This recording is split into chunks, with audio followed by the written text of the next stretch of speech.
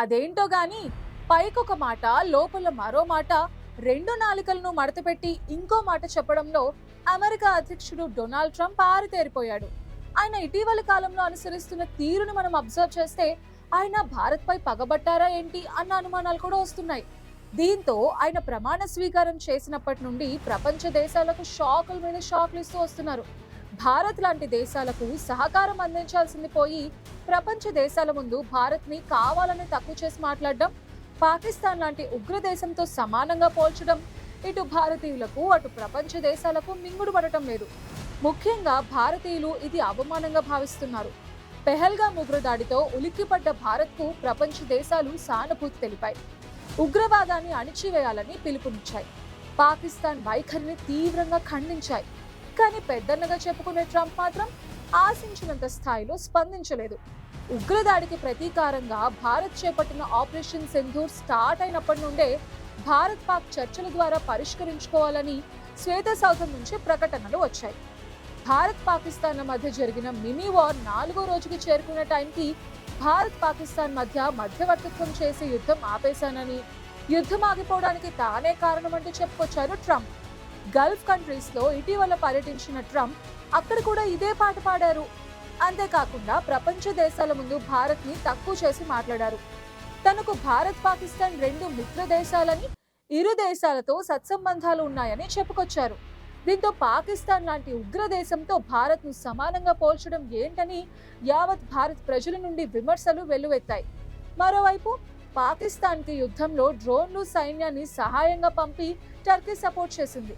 ఇప్పుడు టర్కీ దేశానికి సహాయం చేస్తున్నారు ట్రంప్. $225 మిలియన్ విలువైన అమిరామ్ మిసైల్స్ ని టర్కీకి ఇచ్చేందుకు అమెరికా రెడీ అయింది. అంతేకాకుండా $79.1 మిలియన్ 60 బ్లాక్ టూక్ క్షిపణులను కూడా టర్కీకి అందించనుంది అమెరికా. యుద్ధ సమయంలో పాకిస్తాన్ కి అన్ని వైపులా టర్కీ అండగా నిలుస్తోంది. ఈ క్రమంలో అమెరికా అందించే ఆయుధాలు టర్కీ ద్వారా పాకిస్తాన్ చేరుకుంటాయి. అఫ్ కోర్స్ వాటికి పాకిస్తాన్ టర్కీకి డబ్బులు కూడా చెల్లిస్తుంది. ఆ డబ్బు మళ్ళీ అమెరికా జేబుల్లోకి వెళ్ళిపోతుంది. టర్కీ నుండి సీక్రెట్ గా వచ్చే ఆయుధాలను దాయాది దేశం భారత్ పై ప్రయోగించకుండా ఉంటుందా అని ప్రశ్నిస్తున్నారు పరిశీలకులు. ఈ చిన్న విషయం ట్రంప్ కి తెలియకుండానే జరిగిందా అని క్వశ్చన్ చేస్తున్నారు. అదే కాకుండా డొనాల్డ్ ట్రంప్ ఇటీవల సౌదీ అరేబియా పర్యటనలో నిర్వహించిన ప్రెస్ మీట్లలో ట్రంప్ వివాదాస్పదంగా మాట్లాడారు. భారత ఆర్థిక వాణిజ్య వ్యవస్థను దెబ్బతీసేలా అమెరికా అధ్యక్షుడు డొనాల్డ్ ట్రంప్ వ్యవహరించారు. భారత్లో యాపిల్ సంస్థ పెట్టుబడులు పెట్టడం, యాపిల్ ఫోన్స్ ని తయారు చేయడం తనకు ఇష్టం లేదని బాహాటంగానే ట్రంప్ చెప్పేశారు. ఆ మాటలు కూడా యాపిల్ సంస్థ CEO టిమ్ కుక్ ముందే చెప్పారు. అయితే ఈ వ్యాఖ్యలు తీవ్ర వివాదాస్పదంగా మారాయి. అయితే సాక్షాత్తు యాపిల్ కంపెనీయే ఆ రోజు ట్రంప్ అన్న మాటల్ని పట్టించుకోలేదు. అది వేరే విషయం. అంతేకాదు, యాపిల్ విషయం మరొక ముందే మ్యాంగో విషయం కూడా వెలుగు చూసింది. భారత్ నుండి అమెరికాకు వెళ్లిన 15 మామిడి పండ్ల షిప్మెంట్స్ ని అక్కడి అధికారులు సరైన పత్రాలు లేవనే కారణంగా అడ్డుకున్నారు. వీటి విలువ 5 లక్షల అమెరికన్ డాలర్స్ ఉంటుందని సమాచారం. ఇది భారతీయ కరెన్సీలో అయితే 4 కోట్ల రూపాయలుగా ఉంటుంది. అక్కడ తిరస్కరించబడిన మామిడి పండ్లను తిరిగి భారత్ కు తీసుకురావడం లేదా అక్కడే ధ్వంసం చేయాల్సిన పరిస్థితి ఏర్పడింది. చివరకు అమెరికాలోనే భూమి లోపల సమాధి చేశారు. ఇది చాలా దారుణమని రైతులు విమర్శించారు. ఇలా భారత్ కి ట్రంప్ షాకుల మీద షాకులు ఇస్తున్నారు. ఎందుకు ఇలా అన్నది మాత్రం అర్థం కావడం లేదు. ప్రస్తుతం అమెరికా, చైనా దేశాలు ప్రపంచంలో అగ్రగామిగా ఉన్నాయి. రష్యా, భారత్, జపాన్ లాంటి దేశాలు తరువాతి స్థానాల కోసం పోటీ పడుతున్నాయి. చైనాని ఎలాగో అధిగమించలేమని చేతులెత్తేసిన ట్రంప్ ఇక భారత్ పై పగబట్టారా అన్న కోణం కూడా ఉన్నట్టు సమాచారం. భారత్ ఈ మధ్య అన్ని రకాలుగా సూపర్ పవర్ గా ఎదుగుతూ ఉండటం కూడా అమెరికాకు అసూయగా ఉంది. ఏ యుద్ధాన్ని సమర్థించకుండా తటస్థంగా ఉంటూ సంక్షోభాల్ని సంక్షేమంగా మార్చుకుంటూ లాభం పొందటం ట్రంప్ దొరవారి జెలసీకి కారణమవుతోంది.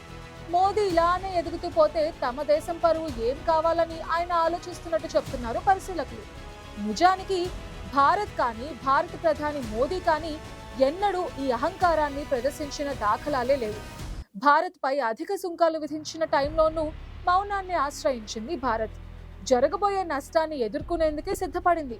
అందుకు కారణం అమెరికాలో మన దేశం ప్రజలు లక్షల సంఖ్యలో ఉన్నారు. వారికి ఇబ్బందులు రాకుండా దౌత్యం నిర్వహించడం చేస్తోంది భారత్. ఇప్పటికే మన దేశ ప్రజలపై ట్రంప్ కక్ష కట్టినట్టుగా ప్రవర్తిస్తున్నారు. అది మన వారిని చేతులకి సంకెళ్లు వేసి కాళ్లకి గొలుసులతో బంధించి మిలిటరీ కార్గో విమానాలలో డిపోర్ట్ చేసిన టైంలోనే బయటపడిపోయింది. కాకపోతే అది భారత్ నుంచి అక్రమ మార్గాలలో అమెరికా వెళ్లిన వారి విషయం అవటంతో మన దేశం మౌనం వహించింది. జరిగిన అవమానాన్ని పంటి బిగువున బంధించింది. అదే కాకుండా ప్రస్తుతం భారత్ తన అవసరాల కోసం కాస్త ఎక్కువగానే తన ఆయుధ సంపత్తిని పెంచుకుంటోంది. ప్రపంచ దేశాల సాయం లేకుండానే స్వతంత్రంగా ఎదుగుతోంది. అమెరికా నుంచి కూడా ఆయుధ కొనుగోళ్లకు ముందుకు వచ్చింది. అయితే ఇజ్రాయెల్, రష్యా, ఫ్రాన్స్ నుంచి కూడా ఆయుధాలు, యుద్ధ విమానాలు కొనటం అమెరికాకి ఫస్ట్ నుండి ఇష్టం లేదు. దీంతో ట్రంప్ భారత్ పై కక్ష కట్టినట్టు అర్థమవుతోంది. మనకు తెలిసి అమెరికా లాంటి దేశం నుండి సాయం పొందితే ఆ తర్వాత దేశం చెప్పినట్టే తోక ఆడించాల్సిన పరిస్థితిలో భారత్ లేదు. మొన్నటికి మొన్న ఆపరేషన్ సింధూర్ టైంలో భారత్ పాక్ మధ్య అణుయుద్ధం ఆపేసా, కాల్పుల విరమణకు నేనే స్వయంగా చొరవ తీసుకున్నా, నా అతిపెద్ద విజయాల్లో ఇదొకటి అంటూ ట్రంప్ నోట ప్రేలాపనలు వచ్చాయి. అసలు భారత్ పాకిస్తాన్లను ఒకే ఘాటున కట్టిన తీరు భారత్ ప్రజలకు చిరాకు తెప్పించింది.